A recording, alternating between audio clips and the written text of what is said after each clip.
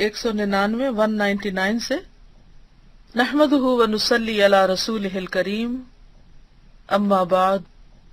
فاعوذ باللہ من الشیطان الرجیم بسم اللہ الرحمن الرحیم رب اشرح لی صدری ویسر لی امری واحلل عقدۃ من لسانی یفقہوا قولی۔ کتاب معروفات و منکرات، بھلائی کا حکم دینا اور برائی سے روکنا، برائی سے روکنے کے مدارج اور اس کے متعلق بعض روایات۔ مدارج یعنی سٹیپس، درجات اور آداب، محتسب کے فرائض، ان برائیوں کا بیان جو ہماری عادات میں شامل ہو چکی ہیں، امراء و سلاطین کو نیکی کا حکم دینا اور برائی سے روکنا، سماع کے احکام، آداب معیشت اور اخلاق نبوت، رسول اللہ صلی اللہ علیہ وسلم کی معجزات۔ یہ ہے مین ہیڈنگز۔ تو آج ہم شروع کریں گے فصل اول سے، بھلائی کا حکم دینا اور برائی سے روکنا۔ معلوم ہونا چاہیے کہ بھلائی کا حکم دینا اور برائی سے منع کرنا دین کا مرکزی ستون ہے، یعنی اہم ترین کام ہے، اور یہ وہ اہم مقصود یعنی مطلوب ہے جس کے لیے اللہ تعالیٰ نے انبیاء کو مبعوث فرمایا۔ اگر اس کی بساط لپیٹ دی جائے یعنی یہ کام ختم کر دیا جائے تو دین کی قوت اور شوقت باقی نہ رہے گی، دین نہیں پھیلے گا پھر، اور زمین میں فساد عظیم برپا ہو جائے گا، یعنی شیطان کو اپنا کام کرنے کا خوب موقع مل جائے گا۔ اللہ تعالیٰ نے فرمایا وَلْتَكُن مِّنكُمْ أُمَّةٌ يَدْعُونَ إِلَى الْخَيْرِ يَأْمُرُونَ بِالْمَعْرُوفِ وَيَنْهَوْنَ عَنِ الْمُنكَرِ وَأُولَئِكَ هُمُ الْمُفْلِحُونَ۔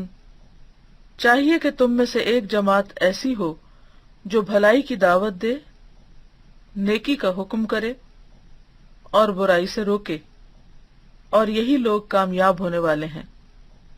اس آیت سے یہ بھی معلوم ہوا کہ یہ فرض کفایہ ہے، فرض عین نہیں، کیونکہ اللہ تعالیٰ نے تم میں سے ایک جماعت کہا ہے، اور یہ نہیں فرمایا کہ تم سب بھلائی کا حکم دینے والے بنو۔ پھر اگر کچھ لوگ اس فریضے کو ادا کریں گے تو باقی سے ساقط ہو جائے گا، لیکن کامیابی انہی کے لیے مخصوص فرمائی ہے جو اس فریضے کو ادا کریں گے۔ بات یہ ہے کہ یہ انہوں نے ایک آیت کی بنیاد پر یہ اصول بنایا ہے، جبکہ اگر ہم دوسری آیات کو پڑھیں تو اس سے پتہ چلتا ہے کہ یہ ہر شخص کی کسی نہ کسی درجے میں ذمہ داری ہے۔ بحیثیت امت کے دوسری آیت میں آتا ہے کنتم خیر امۃ اخرجت للناس، تم بہترین امت ہو جو لوگوں کے لیے نکالی گئی ہو، تأمرون بالمعروف وتنہون عن المنکر، تم نیکی کا حکم دو گے اور برائی سے روکو گے۔ تو اس میں ساری امت کی بات کی گئی ہے۔ ہاں یہ کہا جا سکتا ہے کہ مخصوص طریقے سے ایک گروہ اس کام پر فل ٹائم مقرر ہوگا، اور اگر وہ کرے گا تو باقی لوگوں کا بھی کسی حد تک فریضہ ادا ہو جائے گا، لیکن اس کا یہ مطلب نہیں کہ اگر ایک گروہ دن رات یہ کام کر رہا ہے تو باقی لوگ آرام سے بیٹھیں یا وہ اس فریضے سے غافل ہو جائیں۔ جو شخص بھی اپنے آپ کو امت محمد صلی اللہ علیہ وسلم کا فرد سمجھتا ہے اور وہ برائیوں کو اپنے سامنے ہوتا دیکھتا ہے تو اس کا فرض بنتا ہے کہ وہ ان کے خاتمے کی کوشش کرے، جس بھی درجے میں، کیونکہ حدیث میں آتا ہے من رآ منکم منکرا، تم میں سے جو کوئی منکر دیکھے فلیغیرہ بیدہ، وہ اپنے ہاتھ سے اسے تبدیل کرے، فإن لم یستطع فبلسانہ، اگر ایسا نہ کر سکے، استطاعت نہ ہو تو زبان سے، اور اگر ایسا نہ کرے فإن لم یستطع فبقلبہ، دل سے برا جانے، کیونکہ جو شخص دل سے برائی کو برا جانے گا وہ کسی نہ کسی وقت ضرور اس کے خاتمے کی کوشش کرے گا، اگر خود اکیلے نہ بھی کر سکے تو دوسروں کی مدد حاصل کرے گا، دوسروں کو اس کا احساس دلائے گا، اور پھر اس حدیث کے مطابق تو جو شخص دل میں بھی برائی کو برا نہ سمجھے اس کے دل میں پھر ایمان ہی باقی نہیں رہتا۔ تو یہ ایک اوپینین ہے کہ یہ فرض عین نہیں، فرض کفایہ ہے۔ امر بالمعروف اور نہی عن المنکر کے متعلق قرآن کریم کی بہت سی آیات ہیں، جیسے کہ ان میں سے ایک میں نے ابھی پڑھ کر سنائی آپ کو۔ حضرت نعمان بن بشیر رضی اللہ عنہ نے کہا میں نے رسول اللہ صلی اللہ علیہ وسلم سے سنا ہے، آپ نے فرمایا، اللہ کی حدود پر قائم رہنے والوں اور مداہنت کرنے والوں کی مثال ایسی ہے، مداہنت کرنے والے یعنی کمزوری دکھانے والے، کہ کچھ لوگ جہاز پر سوار ہوئے، ان میں سے بعض کو نچلے حصے میں جگہ ملی اور بعض کو اوپر کے حصے میں، تو جو نیچے تھے وہ جب پانی لینا چاہتے تو اوپر جاتے، جس سے اوپر والوں کو تکلیف ہوتی اور وہ انہیں روکتے۔ اس پر نیچے والوں نے مشورہ کیا کہ ہم اپنے حصے میں جہاز کی ایک لکڑی پھاڑ دیں، یعنی جہاز کے پیندے سے ایک لکڑی نکال دیں اور وہاں سے پانی لے لیا کریں۔ اب اگر اوپر والے ان کو یہ کام کرنے دیں، یعنی جہاز کے نیچے سے سوراخ کرنے دیں، تو سب ہلاک ہو جائیں گے، اور اگر ان کا ہاتھ پکڑ لیں تو سب نجات پا جائیں گے۔ برائی سے روکنے کے مدارج اور ان کے متعلق بعض روایات۔ مسلم کی مشہور حدیث ہے کہ نبی صلی اللہ علیہ وسلم نے فرمایا، جو آدمی تم میں سے کوئی برائی دیکھے تو اسے اپنی طاقت سے ختم کر دے، اگر اتنی طاقت نہ ہو تو زبان سے روکے، اور اگر یہ بھی نہ ہو سکے تو دل سے برا جانے،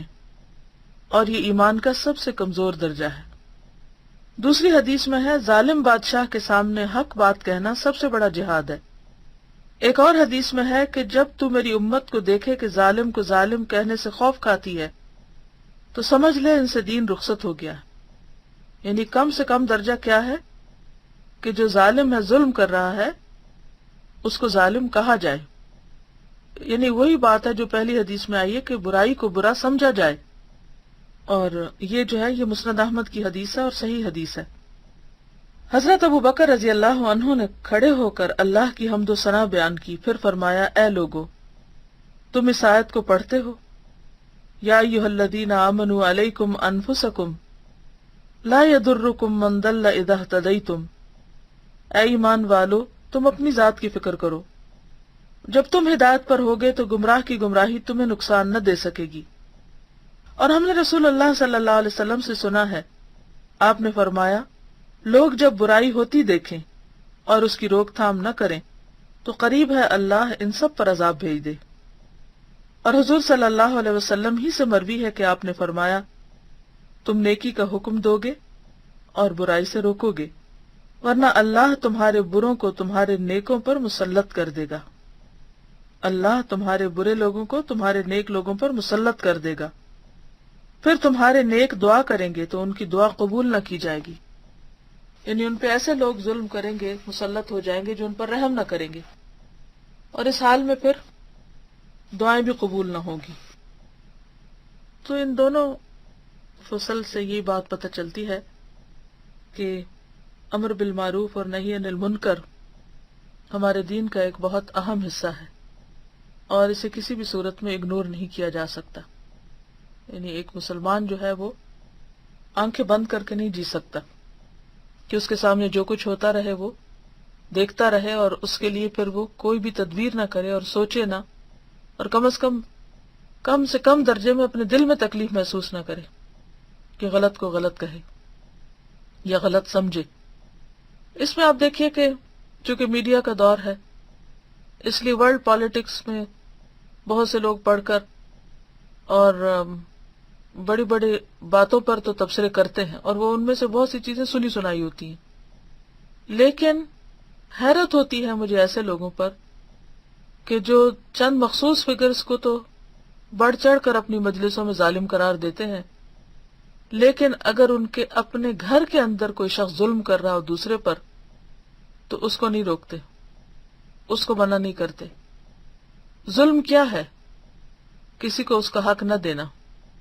مثلا اب اگر کوئی شخص کبیرہ گناہ کا ارتکاب کر رہا ہے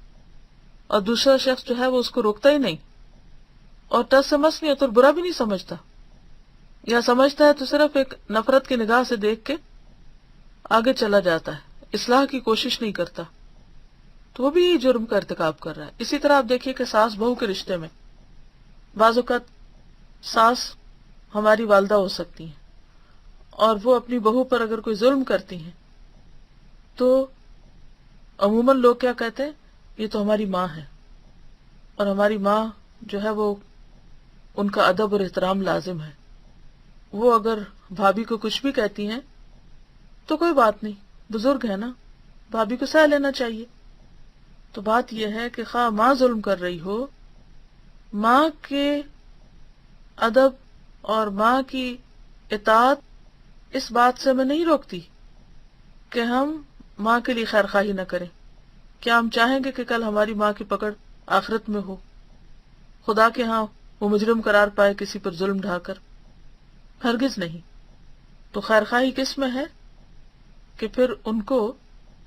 ایسی چیز سے روکا جائے۔ اسی طرح اگر کوئی شوہر اپنی بیوی پہ ظلم کرتا ہے، اس کو اس کا حق نہیں دیتا، یا کوئی بھی شخص کسی کے ساتھ زیادتی کر رہا ہے